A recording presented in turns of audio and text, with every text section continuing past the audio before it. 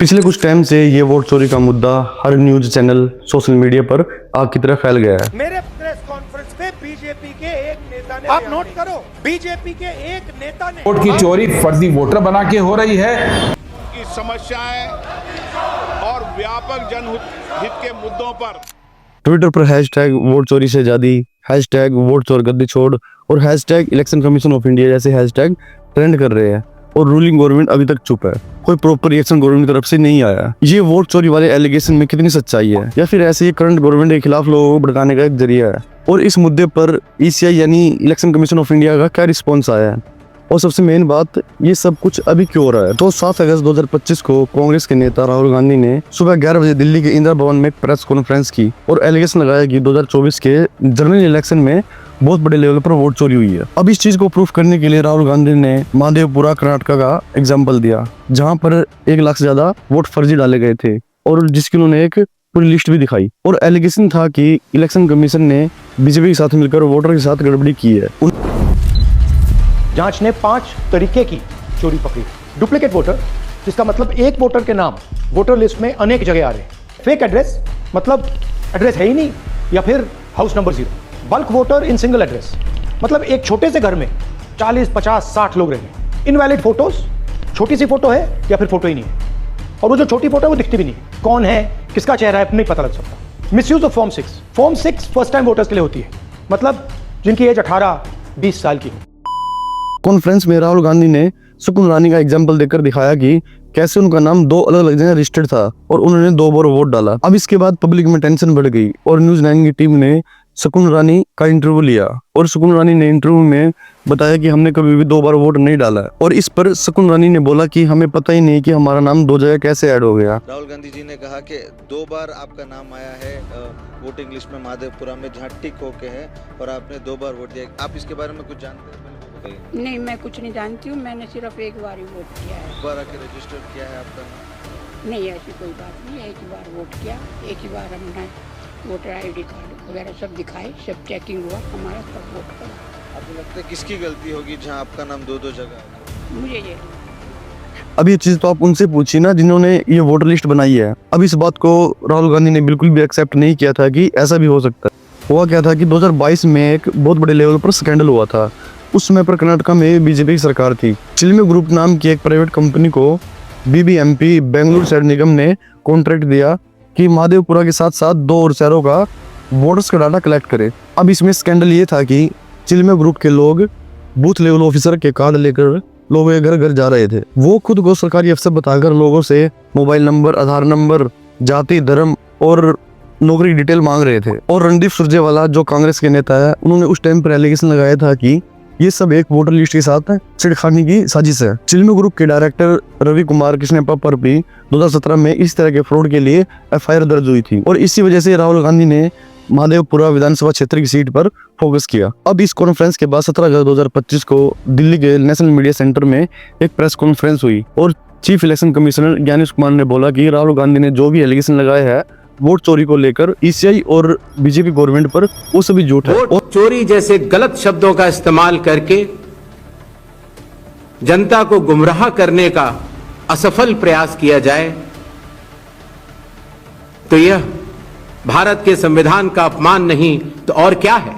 तो कॉन्फ्रेंस में क्लियर किया कि राहुल गांधी ने जो एलिगेशन लगाया है, जैसे एक आदमी के वोट 3-4 जगह कैसे हो सकती है, तो इस पर ईसीआई ने एक्सप्लेन किया कि और आजकल आपको पता है जैसे जैसे भारत का विकास होता जा रहा है वैसे वैसे लोग शहर छोड़ के भी दूसरे शहरों में भी जाते हैं।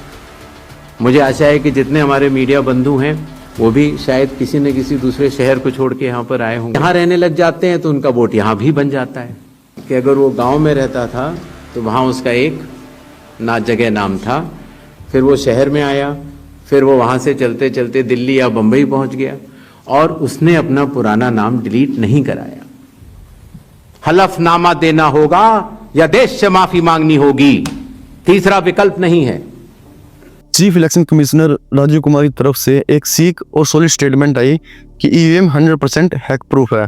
मतलब ये हुआ कि ईवीएम कभी भी हैक नहीं हो सकती, उसमें कोई वायरस या फिर बग्स नहीं आ सकता। 26 अप्रैल 2024 को कोर्ट की साइड से स्टेटमेंट आई थी कि ईवीएम बिल्कुल सेफ है ये बिल्कुल भी हैक नहीं हो सकती। और इस स्टेटमेंट में एक चीज भी क्लियर मेंशन थी कि ईवीएम किसी भी पार्टी का फेवर नहीं करती। अब राहुल गांधी का यह एलिगेशन सिर्फ कर्नाटक तक लिमिटेड नहीं था, ये इशू बिहार में भी था, जहां पर एसआईआर स्पेशल इंटेंसिव रिवीजन के अकॉर्डिंग जून जुलाई 2025 में रिवीजन शुरू हुआ था। बिहार में जहां 78.9 मिलियन वोटर्स का डाटा था, उनको रिवाइज किया गया, जिसमें वोटर्स को स्पेशल इंस्ट्रक्शन था कि हर वोटर्स को अपना इमिग्रेशन फॉर्म फिल करना पड़ेगा और पर्सनल डॉक्यूमेंट जैसे birth certificate, education certificate, passport जैसे अपने डॉक्यूमेंट्स सबमिट कराने पड़ेंगे। मुद्दा ये था कि बिहार में स्पेशल इंटेंसिव रिवीजन के अकॉर्डिंग इलेक्टोरल रोल से 65 लाख वोटर्स के नाम डिलीट हो गए। अब इस पर ओपोजिशन को आग लगाने का टॉपिक मिल गया। उनके अकॉर्डिंग एसआईआर माइनॉरिटी और सिर्फ मुस्लिम को टारगेट कर रहा है। अब इस चीज पर ईसीआई का जस्टिफिकेशन था कि हमने किसी भी माइनॉरिटी को टारगेट नहीं किया है। जो भी नाम रिमूव हुए हैं उसमें 22 लाख लोग वो है जिनकी डेथ हो चुकी है। 7 लाख डुप्लीकेट रजिस्ट्रेशन हटाए गए। 36 लाख वोटर्स को हटाया गया जो स्टेट से माइग्रेट हो चुके थे। अब इस पर भी ओपोजिशन को शांति नहीं मिली और बोला कि बिहार में लिटरेसी रेट बहुत कम है, तो ऐसे में डॉक्यूमेंट्स मिलना बहुत मुश्किल है, स्पेशली माइनॉरिटी के लिए। अब अगर बिहार में कांग्रेस पार्टी जीत जाती है या फिर कर्नाटक वाली सीट पर कांग्रेस जीत जाती तो ये सब कुछ नहीं होता। मतलब सच में हिपोक्रेसी की भी सीमा होती है। हिपोक्रेसी की भी सीमा होती है।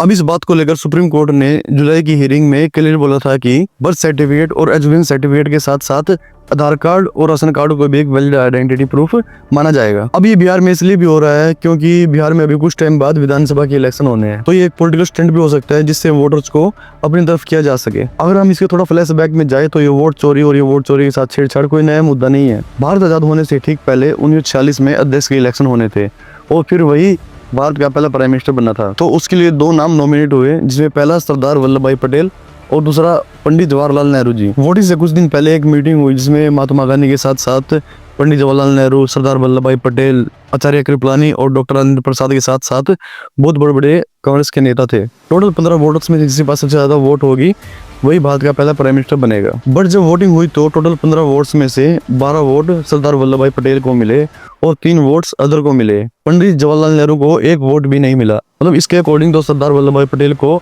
अध्यक्ष बनना था और आजाद भारत का पहला प्राइम मिनिस्टर। लेकिन फिर भी महात्मा गांधी ने नेहरू को प्राइम मिनिस्टर चुना। अब उस टाइम तो कोई ईवीएम मशीन भी नहीं थी जिससे वोट से छेड़छाड़ हो सके। मतलब ये इलेक्शन सिर्फ एक फॉर्मेलिटी थी और जाहिर सी बात है कि उस टाइम भी इस इलेक्शन को लेकर ऑब्जेक्शन उठाए होंगे। और इस बात का आचार्य कृपलानी ने अपनी books Gandhi his life and thoughts में इन सारी बातों को क्लियरली मेंशन किया है। और सिर्फ यही नहीं, भारत आजाद होने के 24 साल बाद 1971 में भी ऐसा हुआ। जब 1971 में इलेक्शन हुआ तो इंदिरा गांधी ने रायबरेली सीट से इलेक्शन लड़ा और उनके ओपोजिशन में राजनारायण थे। और उस इलेक्शन में इंदिरा गांधी ने राजनारायण को लगभग 1 लाख से ज्यादा वोटों से हरा दिया। फिर राजनारायण ने इस इलेक्शन के रिजल्ट के अगेंस्ट इलाहाबाद कोर्ट में पिटीशन डाली और 24 जून 1975 को कोर्ट से ऑर्डर आया 1971 के इलेक्शन के रिजल्ट को गलत बताकर राजनारायण को लोकसभा सीट से जिता दिया। अब इंदिरा गांधी ने हाई कोर्ट के इस ऑर्डर को सुप्रीम कोर्ट में चैलेंज किया और कोर्ट के अकॉर्डिंग जब तक इस केस का रिजल्ट नहीं आ जाता जब तक इंदिरा गांधी इसी सीट पर बनी रहेगी। और फिर इंदिरा गांधी ने 25 जून 1975 को पूरे देश में इमरजेंसी का ऑर्डर दे दिया। भाइयों और बहनों, राष्ट्रपति जी ने आपातकाल की घोषणा की है। इससे आतंकित होने का कोई कारण नहीं है। तो मतलब 1946-1971 के इलेक्शन से क्लियर होता है कि ये वोट्स के साथ छेड़छाड़ उस टाइम भी हुई थी। अब ये चीज तो मैंने आप लोगों को क्लियर कर दी। पर राहुल गांधी की वोट चोरी वाली प्रेस कॉन्फ्रेंस के बाद 11 अगस्त 2025 को ओपोजिशन पार्टी के 200 से ज्यादा एमपीज दिल्ली में इकट्ठा हुए और सुबह 11:30 बजे पार्लियामेंट से लेकर इलेक्शन कमिश्नर ऑफिस तक रैली निकाली जाती है। और रैली में नेशनल एंथम के साथ साथ एसआईआर और वोट चोरी के नारे लगाए जाते हैं। और इस रैली में ओपोजिशन पार्टी के बड़े बड़े नेता जैसे मल्लिकार्जुन खड़गे, प्रियंका गांधी वाड्रा, अखिलेश यादव, संजय राउत, सन्नी सिंह के साथ खुद राहुल गांधी भी शामिल थे। जाहिर सी बात है जब पार्लियामेंट और इलेक्शन कमिश्नर ऑफिस जैसे एरिया में रैली निकाली जाएगी तो पुलिस फोर्स तो होगी। और पुलिस के साथ धक्का मुक्की होने के बाद पुलिस ने सभी एमपीज को अरेस्ट कर लिया गया। बट दोपहर 2 बजे के बाद सभी को रिलीज कर दिया गया। इसी वजह से पार्लियामेंट में चल रहे दोनों लोकसभा और राज्यसभा सेशन डिस्टर्ब हुए। जब next day PM Modi parliament में आए तो ओपोजिशन की साइड से वोट चोर गद्दी छोड़ के नारे लगाए गए और इस पर प्रधानमंत्री ने कोई भी रिएक्शन नहीं दिया। अब इन सब को लेकर 12 और 13 अगस्त 2025 को कोर्ट की हियरिंग में कुछ ऐसा होता है जिससे केस और भी इंटरेस्टेड हो जाता है। तो हुआ कुछ ऐसा कि जब कोर्ट में हियरिंग चल रही थी तो बीच में योगेंद्र यादव ऐसे 2 वोटर्स को लेके आ जाता है जिसे ईसीआई ने अपनी वोटर लिस्ट में मरा हुआ दिखाई दिया था, जिसमें से एक वोटर पूनम देवी थी। और इस बात पर ईसीआई को कोर्ट की साइड से स्पेशल इंस्ट्रक्शन मिली कि अगर आपकी वोटर लिस्ट से पूनम देवी का नाम हटा है तो पूनम देवी या फिर उसके घर वालों को पता होना चाहिए कि पूनम देवी का नाम क्यों हटा है। इसी बीच कोर्ट ने सरप्राइज क्वेश्चन किया कि सभी पॉलिटिकल पार्टीज जो वोट चोरी को लेकर ईसीआई पर एलिगेशन लगा रही है कि इतने सारे वोट्स डिलीट कर दिए गए बिना वोटर्स को इन्फॉर्म किए, बट जो न्यू वोट्स ऐड किए ईसीआई ने उसको लेकर कोई भी ऑब्जेक्शन क्यों नहीं कर रहा है। अब कोर्ट की इन बातों सुनकर कहीं ना कहीं मन में ये डाउट जरूर आता है कि ये सब पार्टियां वोटर्स के लिए परेशान नहीं है, ये सब कुछ अपने फायदे के लिए कर रही है। क्योंकि सुप्रीम कोर्ट के अकॉर्डिंग एसआईआर कंडक्ट कराने के लिए ईसीआई के पास आर्टिकल 324 और सेक्शन 21(3) ऑफ आरपीए 1950 के अंडर वाइड पावर है, लेकिन ईसीआई इन पावर का गलत तरीके से यूज नहीं कर सकती। ईसीआई को सेक्शन और आर्टिकल के अकॉर्डिंग ही पावर का यूज करना होगा। राहुल गांधी की वोट चोरी को लेकर प्रेस कॉन्फ्रेंस और उसके रिस्पॉन्स में ईसीआई की प्रेस कॉन्फ्रेंस और अब वोट चोरी को लेकर रैली निकाली जा रही है, तो इस पर बीजेपी का रिस्पॉन्स आना ही था। तो बीजेपी गवर्नमेंट की साइड से अनुराग ठाकुर ने बोला कि जब भी कांग्रेस किसी इलेक्शन में हार जाती है तो वो ईवीएम और ईसीआई पर एलिगेशन लगा देती है और जहां पर जीत जाती है वहां पर कुछ नहीं बोलती। श्रीमान राहुल गांधी जी और विपक्ष पहले चुनाव हारने के बाद कभी ईवीएम पर, कभी वीवीपैट पर, कभी इलेक्शन कमीशन पर और कभी अन्य संस्थाओं पर प्रश्न चिन्ह खड़ा करता था, ठीकरा फोड़ता था। और अनुराग ठाकुर ने बोला कि अभी बिहार में इलेक्शन के हार के डर के कारण कांग्रेस ऐसे एलिगेशन लगा रही है। अब कांग्रेस की प्लानिंग थोड़ी प्री प्लानिंग हो रही, इलेक्शन हारने वाले बिहार में। बीजेपी ने कांग्रेस पर एलिगेशन लगाया है कि कांग्रेस के नेता पवन खेड़ा के पास भी 2 वोटर आईडी कार्ड है। हम सबने अपने स्कूल टाइम में पढ़ा होगा कि बुरा जो देखन मैच चला तो बुरा ना मिले कोई, अपने अंदर जो देखा तो मुझसे बुरा ना कोई।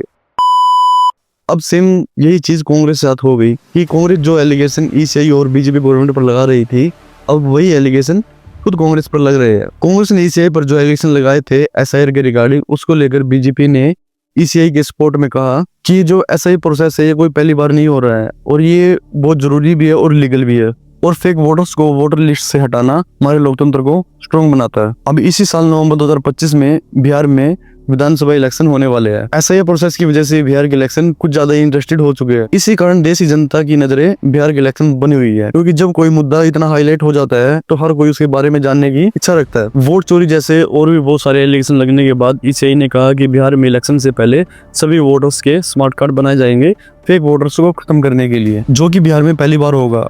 और ये वोटर्स कार्ड एक हमारे एटीएम की तरह होगा जिसमें एक क्यूआर कोड भी होगा। बिहार लास्ट वोटर लिस्ट 30 सितंबर 2025 को पब्लिश होते ही ये सभी स्मार्ट कार्ड सभी वोटर्स के एड्रेस पर पहुंच जाएंगे और ये वोटर कार्ड डिजिटल भी बनाए जाएंगे जिससे हर कोई अपने मोबाइल में डाउनलोड कर सके। इस कार्ड को हम डिजी लॉकर में भी ऐड कर सकते हैं और फिजिकल कार्ड ना होने पर हम इस कार्ड को डिजी लॉकर से शो कर दिखा सकते हैं। ये एक वैलिड आइडेंटिटी प्रूफ माना जाएगा। तो ठीक बिहार के इलेक्शन के बाद 2026 में असम, केरल और तमिलनाडु में भी इलेक्शन होंगे और इन सभी स्टेट में भी एसआईआर प्रोसेस किया जाएगा। वैसे ईसीआई के अकॉर्डिंग एसआईआर का प्रोसेस अगर 2025 में पूरे देश में करने की प्लानिंग थी, बट बिहार इलेक्शन से पहले वोट चोरी वाले इस मुद्दे की वजह से इस प्रोसेस को रोक दिया गया है, पर आने वाले टाइम में होगा तो जरूर। अभी मैंने आपको वोट चोरी को लेकर राहुल गांधी के ईसीआई और बीजेपी पर लगाए गए एलिगेशन और उसके बाद कोर्ट का इस केस में इंटरफेरेंस के बारे में बताया। तो इन सबको देखकर आपके मन में कहीं ना कहीं कोई ना कोई सवाल जरूर आया होगा, तो आप नीचे कमेंट करके जरूर बताना। मेरे हिसाब से अगर सच में ये वोट चोरी हुई है तो ये देश के लोकतंत्र के लिए बहुत बड़ा खतरा है। देश की जनता सोचेगी अगर पार्टियां ऐसी वोट चोरी करके जीत जाती है तो हमारा वोट देने का कोई फायदा नहीं है। अगर ये सिर्फ झूठे एलिगेशन है तो ईसीआई को चाहिए कि अपने प्रोसेस को ज्यादा ट्रांसपेरेंट किया जाए और पब्लिक के साथ ज्यादा ट्रस्ट बिल्ड किया जाए। एक सर्वे के अकॉर्डिंग 2019 में एमपी में सिर्फ 6% ऐसे लोग थे जिन्हें ईसीआई पर ट्रस्ट नहीं था, बट अब यही 6% बढ़कर 22% हो गया और दिल्ली में 11% से बढ़कर 30% ऐसे लोग हो गए हैं जिन्हें ईसीआई पर ट्रस्ट नहीं है। और सच में ये परसेंटेज बहुत ज्यादा है। अगर ये परसेंटेज ऐसे ही बढ़ता रहा तो आप सोच सकते हैं कि लोकतंत्र का क्या होगा। अब बात करते हैं ईवीएम को लेकर। तो सुप्रीम कोर्ट ने 2024 में क्लियर किया था कि ईवीएम हैक प्रूफ है, मतलब इसको हैक नहीं किया जा सकता और इसमें कोई ब्लूटूथ या फिर अदर डिवाइस कनेक्ट नहीं हो सकती। तो फिर भी ईवीएम को लेकर एलिगेशन क्यों लगाए जा रहे हैं? जैसे महाराष्ट्र और हरियाणा में अभी इलेक्शन हुआ था तो उसमें भी ईवीएम को लेकर एलिगेशन लगाए गए। और सोचने की बात है, बीजेपी और इलेक्शन कमीशन मिलकर अगर वोट चोरी कर रहे हैं तो झारखंड में इंडिया ब्लॉक कैसे जीत गया और दिल्ली में कैसे आम आदमी पार्टी 2 बार जीत गई। ऐसी सिचुएशन हमें सोचने पर मजबूर कर देती सकती है। अगर ईवीएम मशीन के साथ सच में छेड़खानी हुई है तो इसका सोल्यूशन क्या है? क्या हमें दोबारा पहले की तरह बैलेट पेपर से इलेक्शन कराने पड़ेंगे? तो ये था मेरा पर्सनल ओपिनियन। आपका अपना ओपिनियन क्या है तो नीचे कमेंट करके जरूर बताना। अगर वीडियो पसंद आई है तो लाइक करें, शेयर करें, ताकि ज्यादा से ज्यादा लोग अपनी वोट्स की इंपॉर्टेंस समझ सकें। और साथ ही नेक्स्ट अपडेट के लिए चैनल को सब्सक्राइब करें। जय हिंद।